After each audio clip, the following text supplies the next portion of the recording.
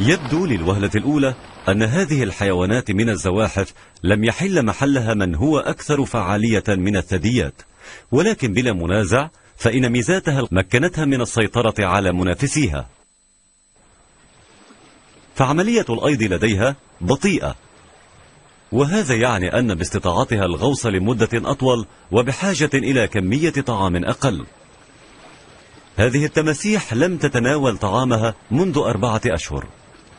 لا يوجد حيوان ثدي يبقى هذه المدة بلا طعام ويبقى على هذا النشاط. إن التماسيح كانت موجودة منذ زمن بعيد. هذه التماسيح لا ترقد هنا بالصدفة، فهي تعرف بعضها البعض وتحترم أنفسها عند الأكل، ومعا تشكل فريقا قاتلا.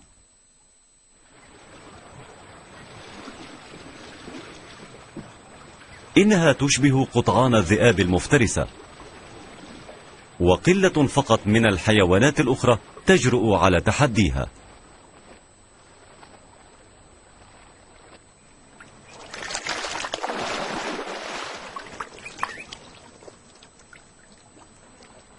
إن حيوانات فرس النهر هي من الحيوانات الثدية الوحيدة التي تشاركها بانتظام في بيئتها. يوجد تنافس بينها ويبتعد كل منها عن الآخر.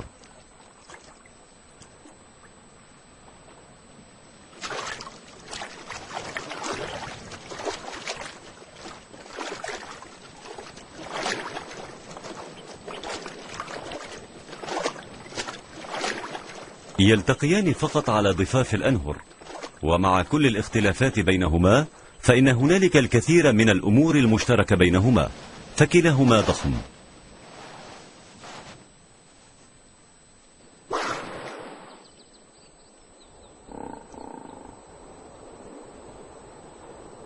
كلاهما يعيش في مجموعات.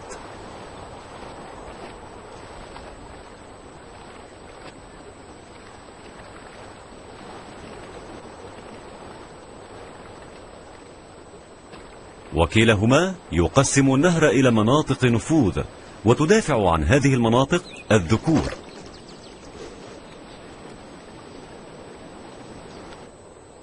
تفسح التماسيح عادة الطريق لحيوانات فرس النهر، حيث إن وزن هذه الحيوانات يتعدى الطن الواحد، وهو متقلب المزاج وأسنانه ضخمة. تفضل التماسيح الحمام الشمسي على انفراد.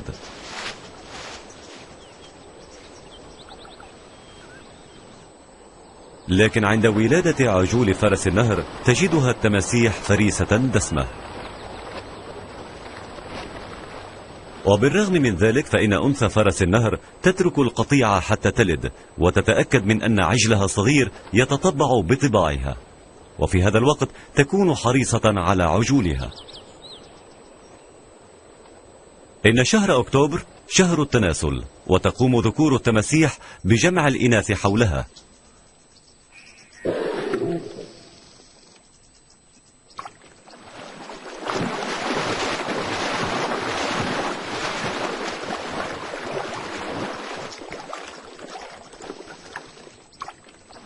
تنشب المعارك على الأرض، ولكن معظم الأجزاء من الضفة تتحكم بها الذكور الكبيرة على مدار السنة، وللصغار المنافسة فرصة ضئيلة لأخذ جزء من هذه الأرض. المستولية على مناطق النفوذ تبرز وضعها بشكل ذكي ولطيف.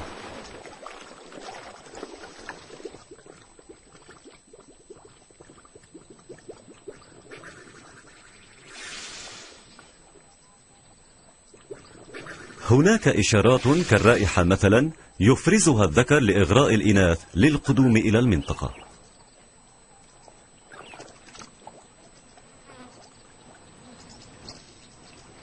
إن رفع الأنف عند التماسيح يعني إشارة القبول، وتستخدمها الإناث، وتعني أننا هنا.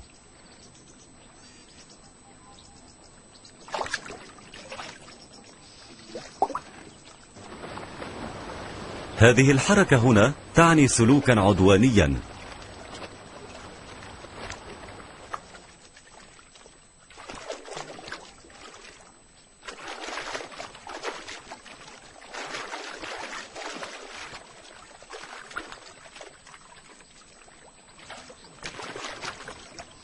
تدل الأبحاث في جنوب أفريقيا على أن التماسيح تستطيع العيش في أزواج، وفي بعض المناطق فإن التماسيح الذكور تجذب أكثر من أنثى.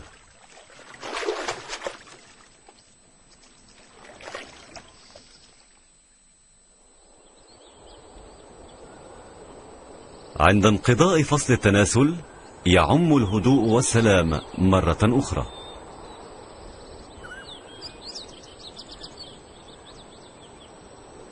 وعند هطول الأمطار تتكون برك من الماء في كل مكان، وتأتي بعض الحيوانات للشرب حيث تكون التماسيح بانتظارها.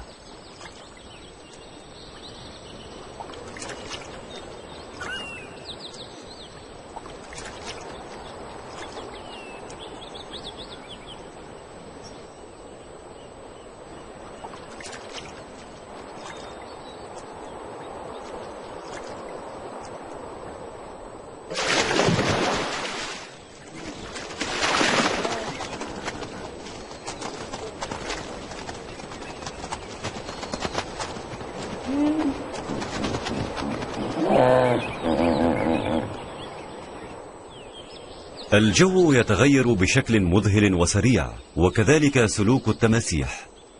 يتغير الضغط الجوي، فعند انخفاض الضغط يكون إنذار بجو بارد، وهو يؤدي إلى توقف عمل الجهاز الهضمي عند التماسيح، وبالتالي إلى التوقف عن الصيد. أما في خط الاستواء فإنها تصطاد على مدار السنة حتى في فترة الصباح الباردة.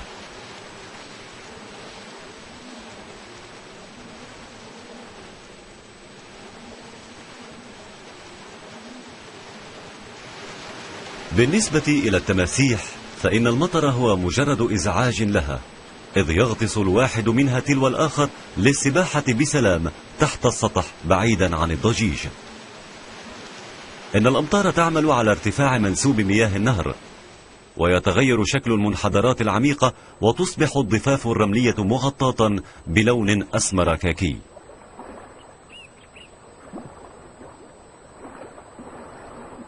الحياة تتغير كليا بالنسبة إلى حيوانات النهر، إذ إن معظمها يبدأ بالبحث عن مأوى في مناطق حيث الماء أكثر هدوءا. أما طائر مالك الحزين فيستطيع أن يتكيف بفضل الله في معيشته هنا. الأماكن الصخرية الضيقة في النهر تتحول إلى منحدرات من الماء الهائج. قلة من الحيوانات تقوم بقطع النهر على الرغم من أنها تجد صعوبة في وضع أقدامها على الصخور العميقة.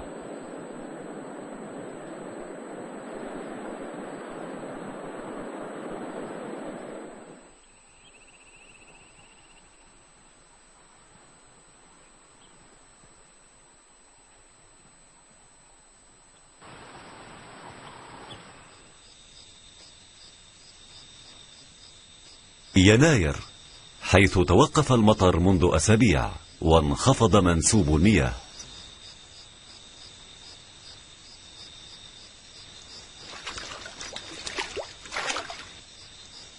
في كل ليلة من الآن تبدأ الإناث من التماسيح بجر نفسها إلى الشاطئ، إذ أمامها أهم عمل لهذا العام، وهو وضع البيض. تتجمع الإناث هنا كل عام لأن المواقع الجيدة قليلة وبعيدة بالنسبة إليها.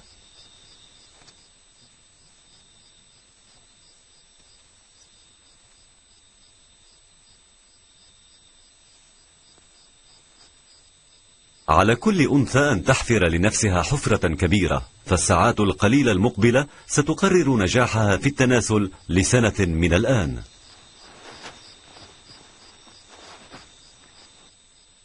ولعدة ساعات تحفر عميقا في الرمال، لن تتوقف حتى تصل أقدامها إلى العمق.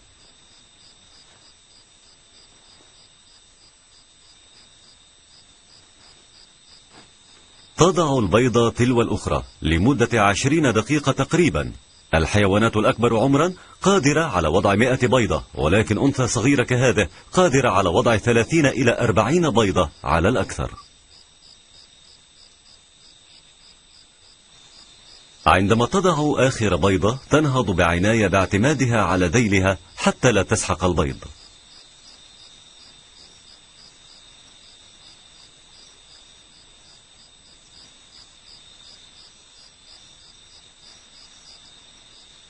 تستعمل أرجلها الخلفية لتغطية البيض بالرمال. تضع التماسيح بيضها في الليل.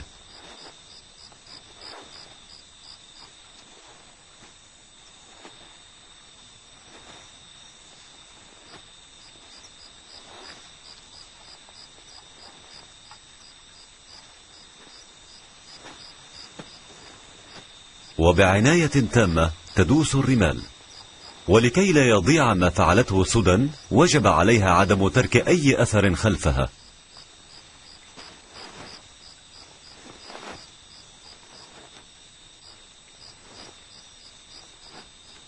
هذه الأنثى أنهت وضع بيضها قبل ليلة أو ليلتين، والآن تكرس نفسها لحماية العش. الخطر لا يأتي فقط من لصوص الأعشاش، ولكن أيضا مما يقوم جيرانها به من حفريات. لا يوجد صراع جدي، فالجميع ينتفع من الحراسة، وبهذا فإن كل الأمهات يتحدن لإبعاد الخطر. جميع الإناث من التماسيح تنعم بدفء الشمس بعد ليلة باردة. التنعم بدفء الشمس شيء هام بالنسبة إلى التماسيح، وما بين الماء واليابسة تحافظ التماسيح على حرارة ثابتة.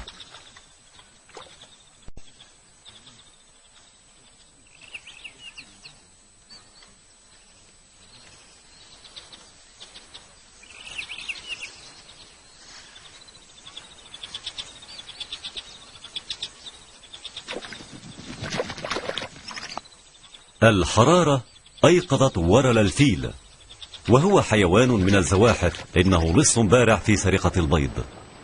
والإوزة هادئة لأنها لم تضع بيضها بعد، ولكن على التماسيح أن تبقى في الحراسة، فإذا ما فتحت أعشاش التماسيح مرة فسرعان ما سيتم إفراغها من قبل طائر اللقلق والطيور الجارحة الأخرى.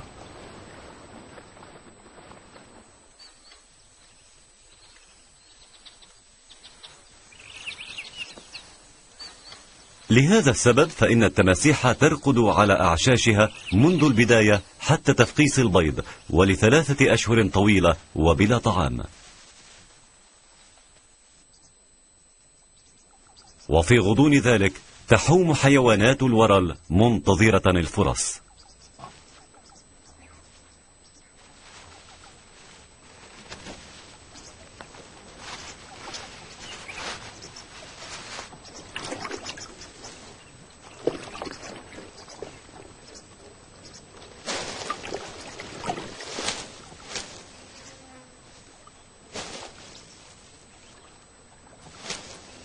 للفيلة حفر الطريق، إذ هي لا تهاب من الحيوانات الضارية.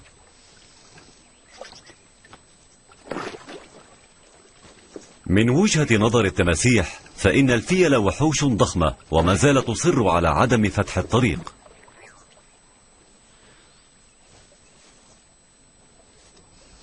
إن فيضانات الفصل الماطر قد جرفت الضفاف في عدة أماكن، وظهرت ضفاف رملية جديدة، بينما بعض أماكن الراحة قد اختفت.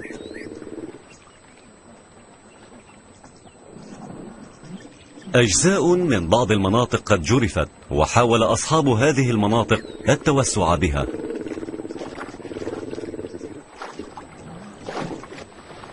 لا يوجد حيز فارغ، فلا أحد من الذكور على استعداد للتنازع على القسم الذي اكتسبه. كل واحد جازف بحياته ليكسب الحق في مسكنه.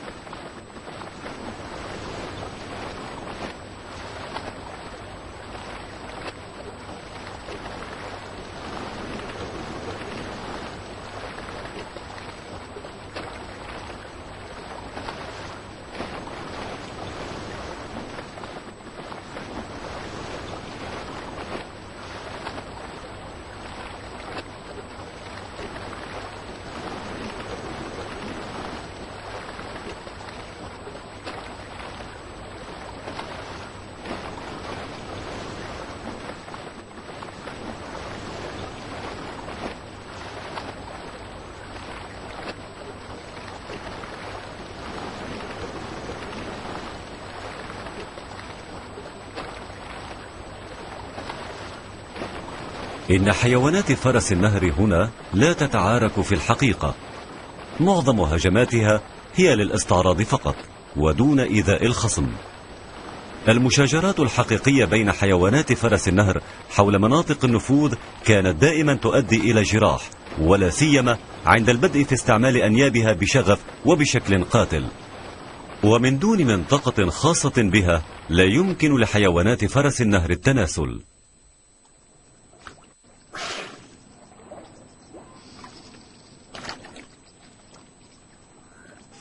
انسحبت حيوانات فرس النهر مرة أخرى للراحة ولجذب عدة إناث.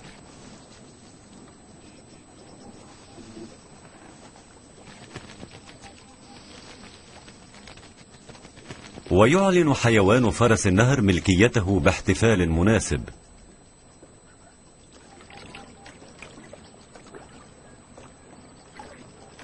أما بالنسبة إلى التماسيح فإن السلام عندها تحصيل حاصل.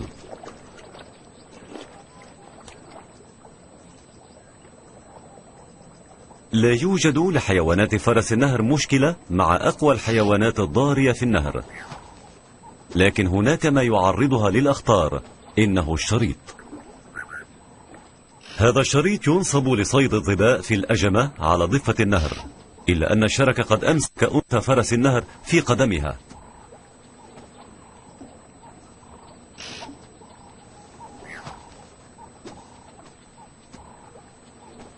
القدم التهبت وتورمت.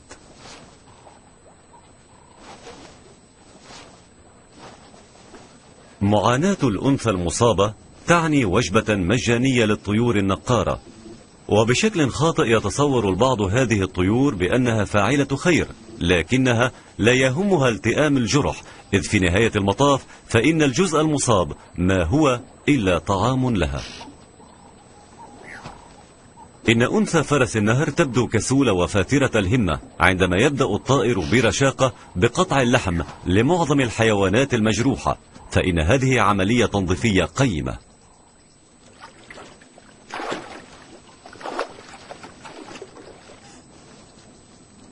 أما بالنسبة إلى فرس النهر فإن الضفاف الرملية للنهر أصبحت الآن شديدة الحرارة، ولكن التماسيح في وضع أفضل، فإن جلدها الكثيف والمصفح يحتمل الحرارة.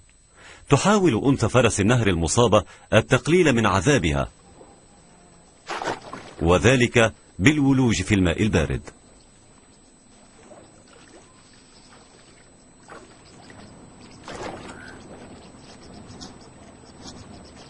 إن الأفخاخ ليست مشكلة للتماسيح، لكن هذا لا يعني بأن الأمور على ما يرام بالنسبة إليها. سنة الحياة بأن لجميع الحيوانات الضارية الكبيرة التي تصطاد على ضفاف الأنهار الأفريقية لها مشاكل مع الإنسان.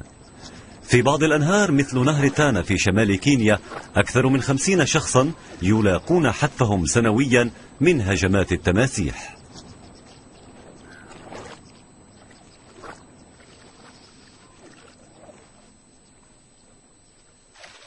قطعانهم هي مورد طعام متنام للتماسيح. هذه القطعان تنجذب لهذه المستوطنات، إذ إن قتل الحيوانات الأليفة أسهل بكثير للتماسيح من صيد الحيوانات البرية اليقظة.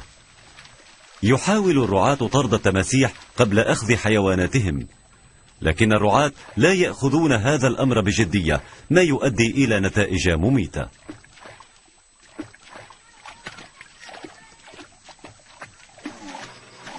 أدى الصراع إلى صيد وحشي وبلا رحمة للتماسيح، وكان الطلب دائما حادا على جلد تمساح. ملايين ماتت ونقص العدد بشكل جذري، وفي عام 73 وضع تمساح النيل على القائمة الحمراء للأصناف الخطرة.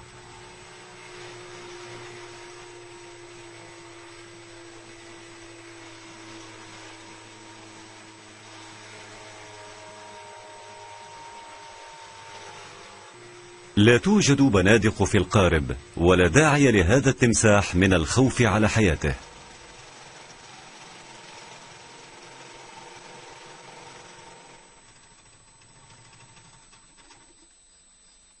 جاء الصيادون من مزرعة تماسيح وهم بحاجة إلى هذه الحيوانات على قيد الحياة.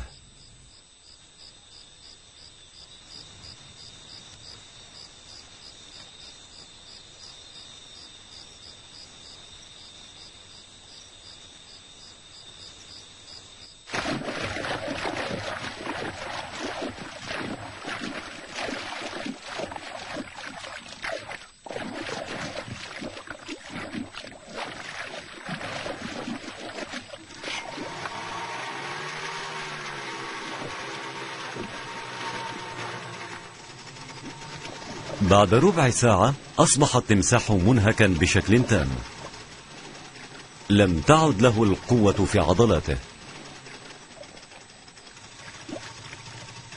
إنها تتجاوب مع صدمة عنيفة من العراك الطويل.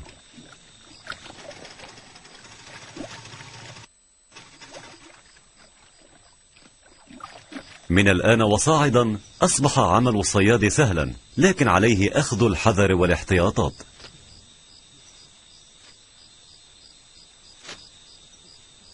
شريط من مادة لاصقة كاف لتأمين فكيه الهائلين.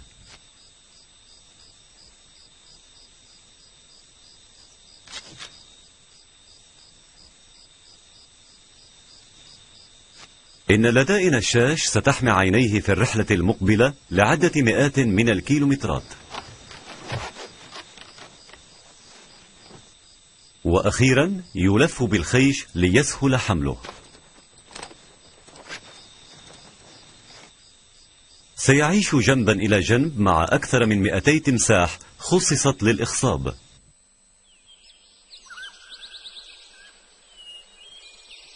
إن صغار التماسيح تعيش حياة موحشة في البرك. كل بركة تحتوي على حوالي 800 من صغار التماسيح، وهي بحاجة إلى نوعية عالية من الطعام.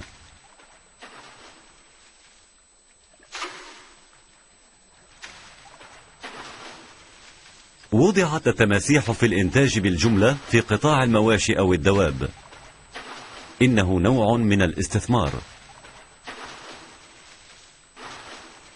بعد مرور سنتين فإن معدل نموها أخذ بالتراجع.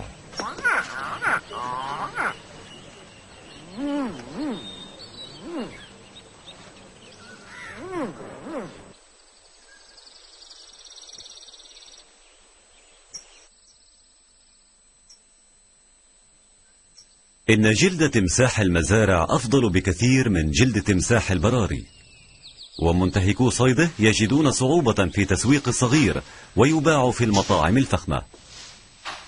وهذا يعني بشكل عملي أن تماسيح النيل الأفريقية قد تحررت من سرقة الصيد المنظمة.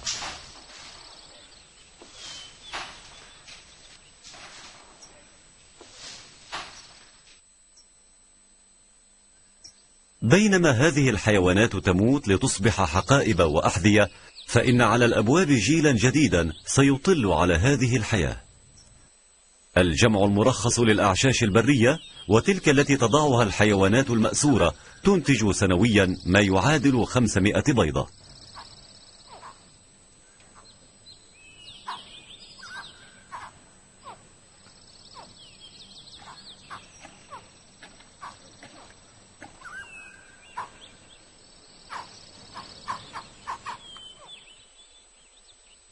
تحمم الحيوانات الصغيرة بالمطهرات.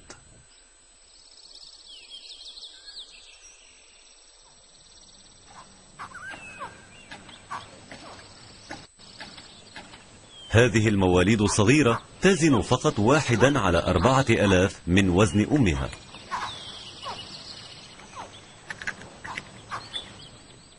مقارنة بالسلاحف التي تنمو بطريقة مماثلة، فإن التماسيح في البر تحافظ على صغارها بعناية جيدة، وليس فقط عندما تكون داخل البيض.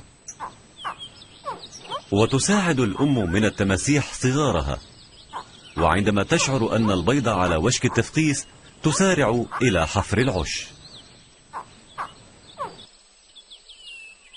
التماسيح كالبشر لديها مستقبلات للضغط حساسة في فكيها.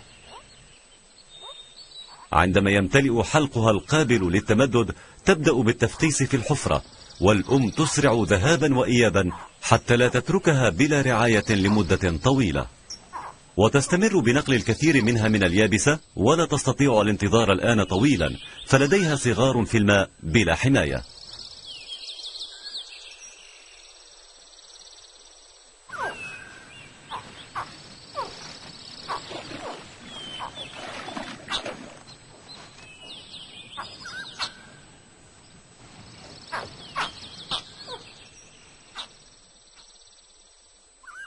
بعض الصغار يمكن أن تلحق به إصابة نظرا إلى الجهد المبذول، لكن الحفر الذي تقوم به الأم وبلا قنوط ينقذ عددا كبيرا منها في الساعات الأولى من الحياة.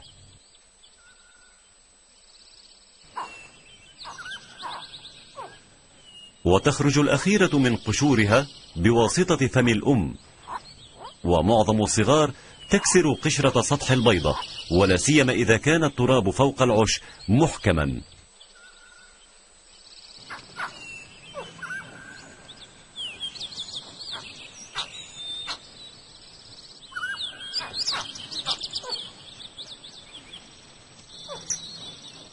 إن بداية كشف هذا السلوك التربوي المدهش للتماسيح حدث قبل 30 عاما، وقبل ذلك لم يصدق الناس أن للسلاحف سلوكا له علاقة بالأمومة.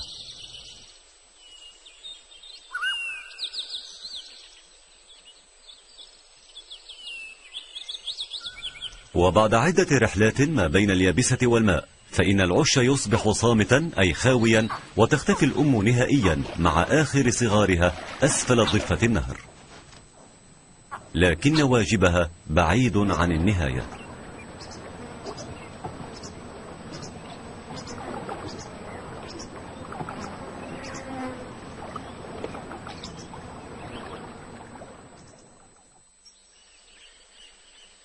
في مثل هذا العمر لا تزال الصغار تعيش على المح بإذن الله.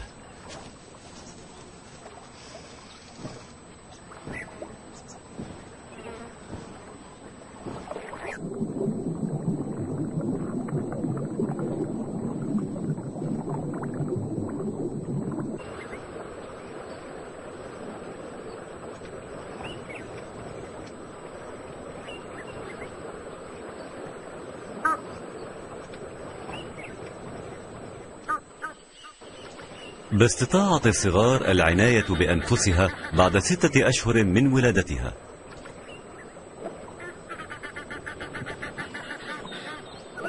ويكتشف الصغار الطرائد على مدى أكبر في النهر.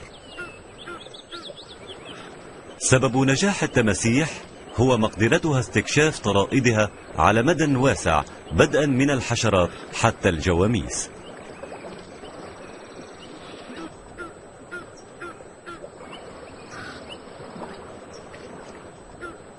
حاليا لا يسبب صغير هذا التمساح تهديدا للإوزة، والآن عندما يتحرر التمساح الصغير من رعاية أمه يواجه تهديدا لسلامته، إذ على هذه التماسيح الصغيرة أن تبتعد عن طريق التماسيح الكبيرة، والتي ترى فيها وجبة سريعة خفيفة.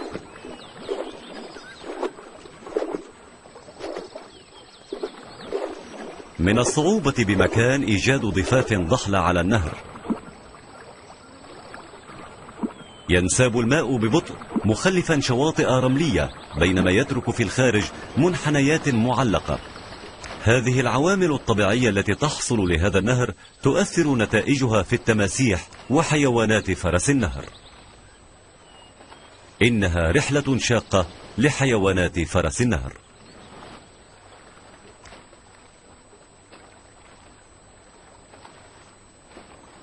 يزيد وزن فرس النهر عن 2 طن.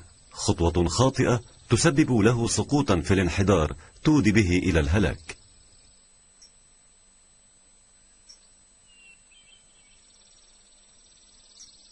على حيوانات فرس النهر النزول إلى الماء مرة واحدة كل يوم تقريبا.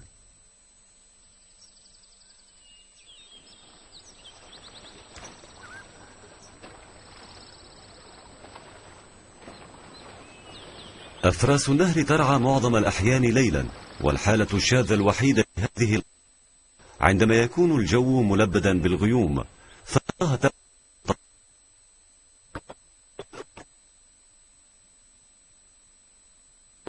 حيوانات.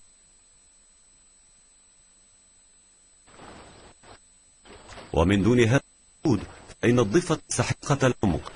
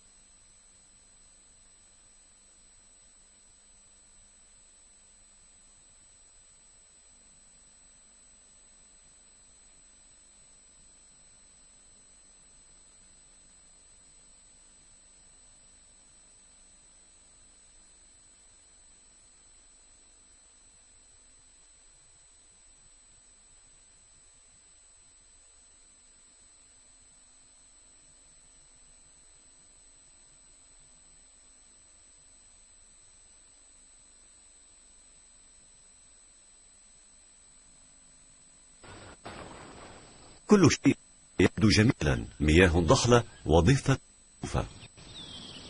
عدو الغزل اليومي هو القطط الكبيرة. سمعت الغزلان بالتماسيح، لكن معظمها لم يؤذها من قبل. لكن التماسيح رأت هذه الغزلان من قبل ولعدة مرات، وفي الحال ودون أي تسرع كان قطيع التماسيح على أهبة الاستعداد.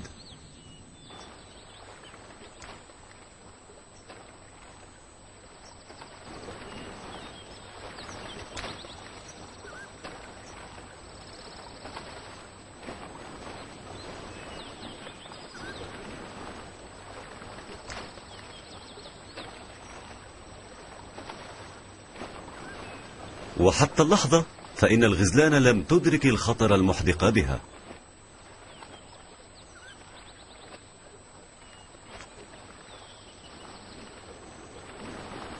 أدركت فقط أن لديها مشكلة خطيرة.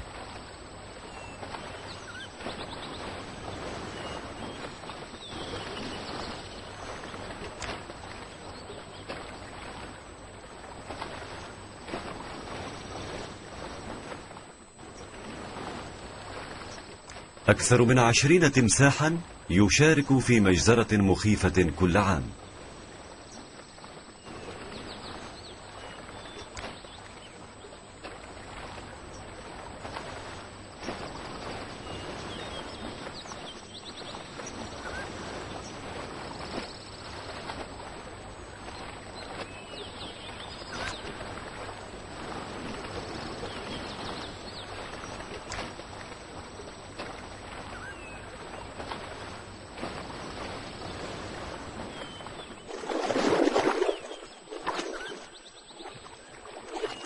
كل تمساح يصطاد بنفسه هكذا طرائد صغيرة من الغزلان، والذكور المسنة من التماسيح لا تتعب من المساهمة، فهي تستطيع ابتلاع غزال تومسون دفعة واحدة.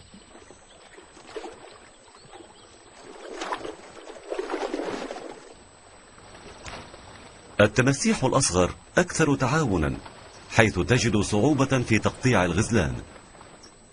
إنها بحاجة إلى مساعدة شريك آخر من طينتها.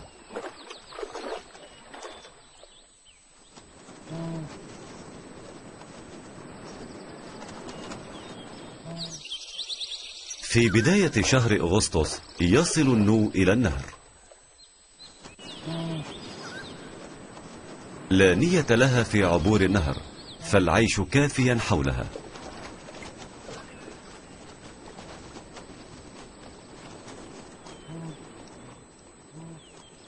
إن حيوانات النو تأتي إلى هنا خلال هجرتها السنوية.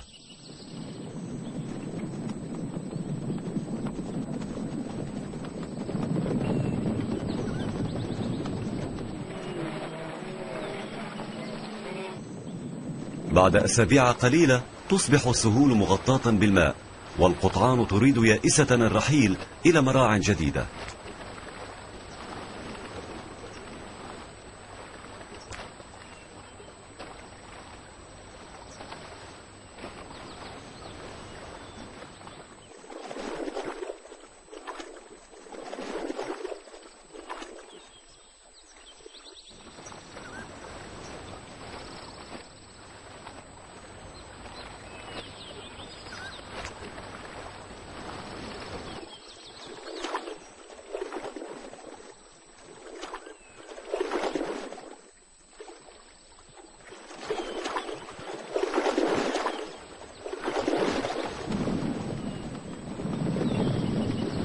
إنها تريد عبور النهر، ولكن مجراه يجرها إلى هذا المكان وكأنها في بؤرة.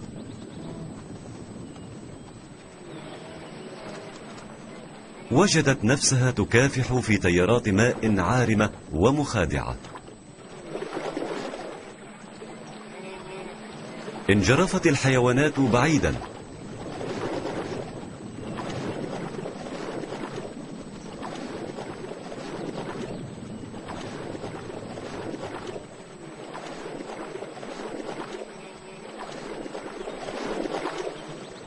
تتجنب التماسيح هكذا فوضى.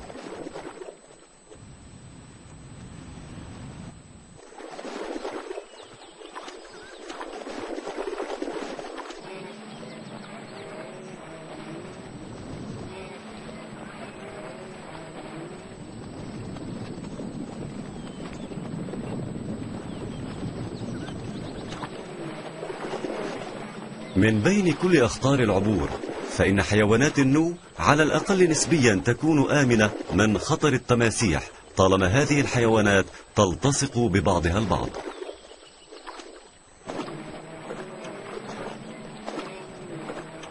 وفي غضون ذلك وجد القطيع طريقا أسهل للعبور.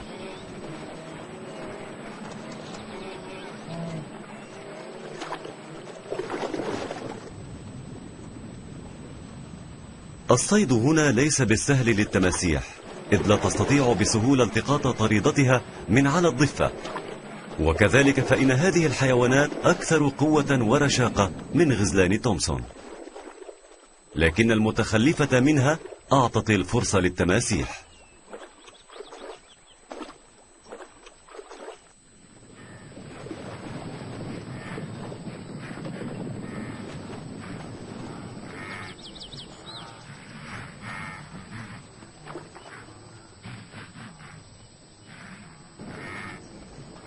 إن حيوانات النو على الضفة غير واثقة بسيرها.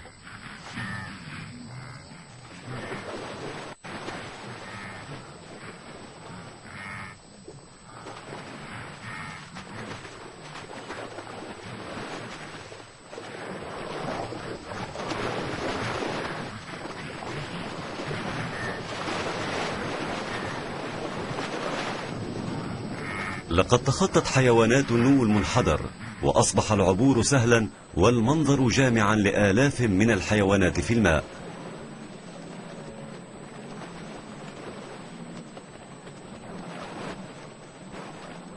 إن كثرتها فقط في حشد كهذا هي الخطر الوحيد، وأي انزلاق سيكون مميتا.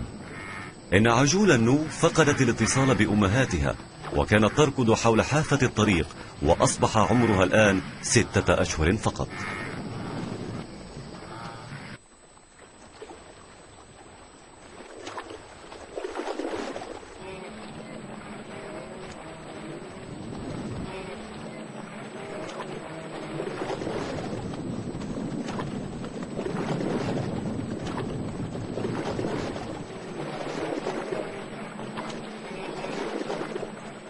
المنحدر في أسفل النهر جعل القطيع بعيدا عن الجزء المحبب من النهر.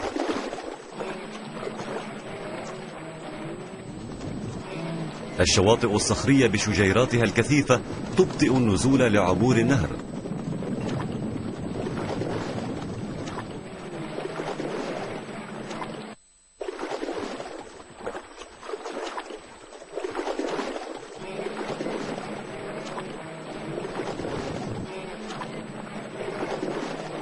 إن الفوضى في المجموعة الرئيسية كانت خطيرة بالنسبة إلى الغزلان.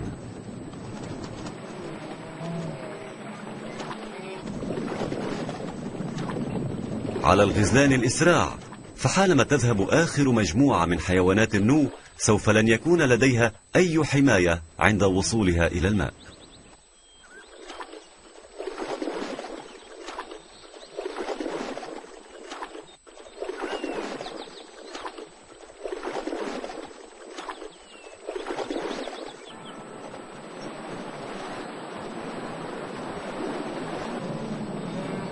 اندفعت القطعان، وبقي بعض الحيوانات المتخلفة التي لم تسلم من التماسيح.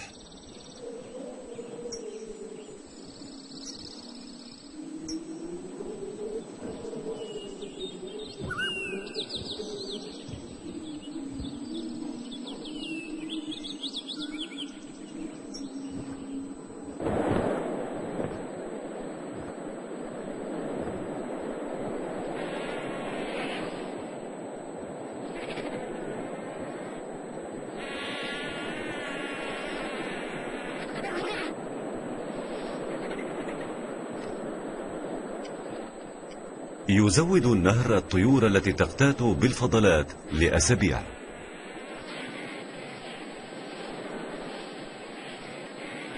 تأخذ النسور الأمور بسهولة.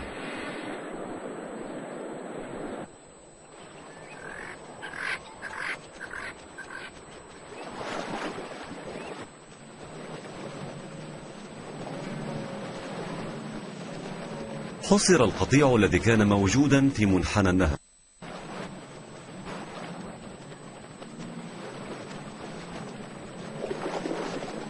حيوانات الحمار الوحشي، والأثقل بكثير من حيوانات النو، وبالتالي من الصعوبة جرها. التماسيح الكبيرة وحدها تقدر على هذا. انتشر القطيع. عادة ما تحتاج التماسيح لدقائق معدودة لتقييم الوضع.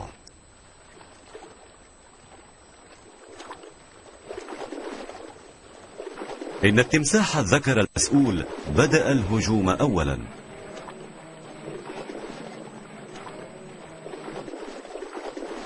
حتى إن هذا التمساح الكبير لم يستطع جر فريسته إلى المياه الضخلة، وبقي الحيوان واقفا على قدميه.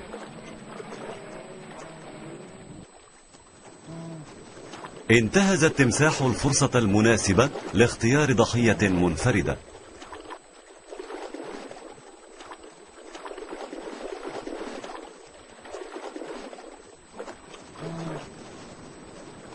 فاجأته رفسة غير متوقعة على ظهره. ربما يكون السبب أن هذه التماسيح ابتعدت عند العبور الجماعي. إنها تعرض أعمدتها الفقرية لعدة مئات من الكيلوغرامات.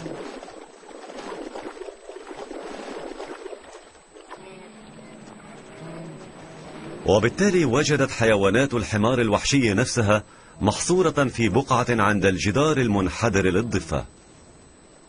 ما عليها إلا العودة، وما على قطعان التماسيح إلا الانتظار.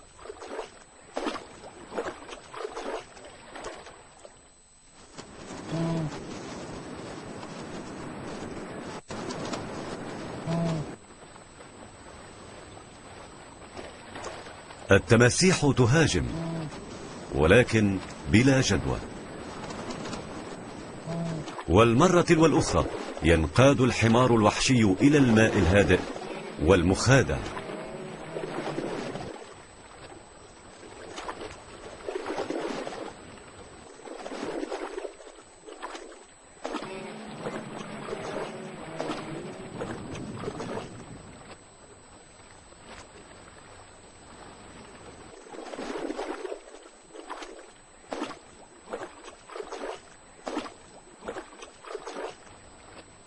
الحمار الوحشي الأول أمسك من أنفه من قبل تمساح آخر، وخلاصة الأمر أنه يعاني.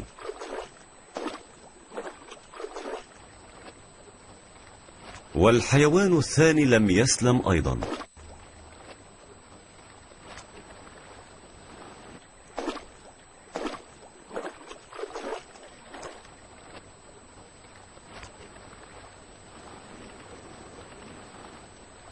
التماسيح الآن ليست في حاجة إلى السرعة، فالفريسة أصبحت حتما ملكا لها. إن الحمار الوحشي ضعف بسبب نزف دمه، وبعد دقيقتين جر نهائيا تحت الماء. وأخيرا وجدت هذه الحيوانات خلاصها في أخدود حيوانات فرس النهر. الكل لعب دورا، والكل أراد المساهمة في المسيرة.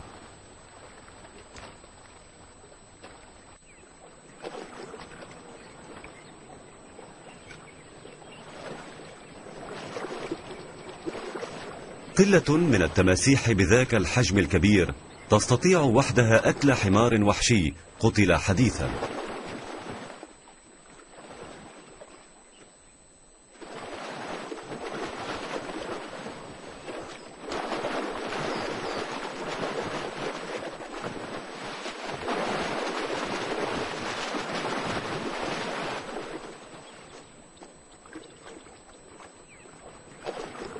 تأخذ التماسيح قسما من الفريسة وتلتف حولها، وإذا لم تكن هذه القطعة مثبتة بطريقة أو بأخرى فسوف تدور معها.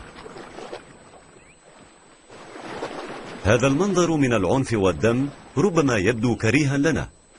في الواقع إن نمط حياتها أقل تعطشا للدم من نمط حياتنا، وبسبب الحاجة تتدبر أمرها للحصول فقط على وجبة كبيرة من اللحم كل عام.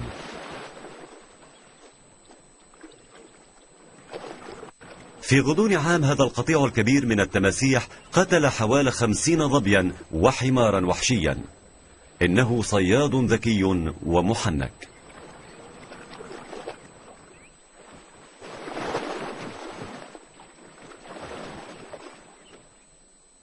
إن ذئاب الماء هذه أي التماسيح حافظت على إرث أسلافها منذ عصور.